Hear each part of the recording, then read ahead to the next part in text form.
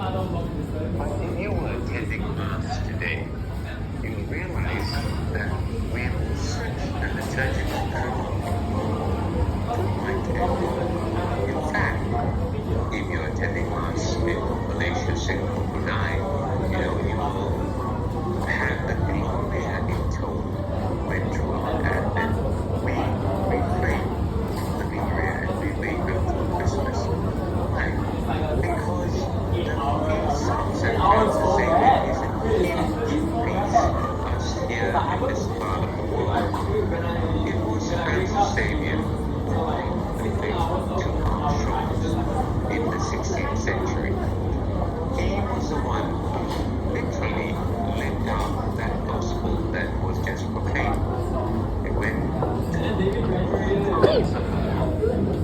to Malaysia, to India, Japan, looking to get to China to bring the faith, preach the gospel to all people.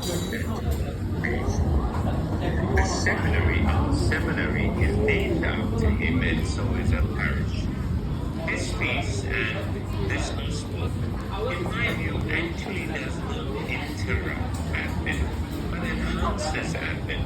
St. Francis Xavier is a great Advent saint, right? Because he was preparing the way for the gospel to reach our hearts, and that's what Advent is all about. In our diocese, our vision statement is to build a vibrant, energetic, missionary church. And that means that Advent must prepare you and me to be a missionary as well. We may be traveling to exotic places where the gospel needs to be heard. And one of the places that I feel is always a challenge for me is the Kaaba. You see, there is where we encounter the deadly poison. That's where we encounter the struggle to live out the graciousness of the gospel of Christ. In fact, if not the Kaaba, it might be in the internet, because we meet people there who are pessimistic against the good news of the gospel. And there we are challenged to proclaim and to preach the good news. In fact, in our first reading, St. Paul says that it is his duty to bring the gospel to all people. But we don't force the gospel. In fact, we win people over to the gospel. And that winning over is really where we begin to prepare the way of the Lord.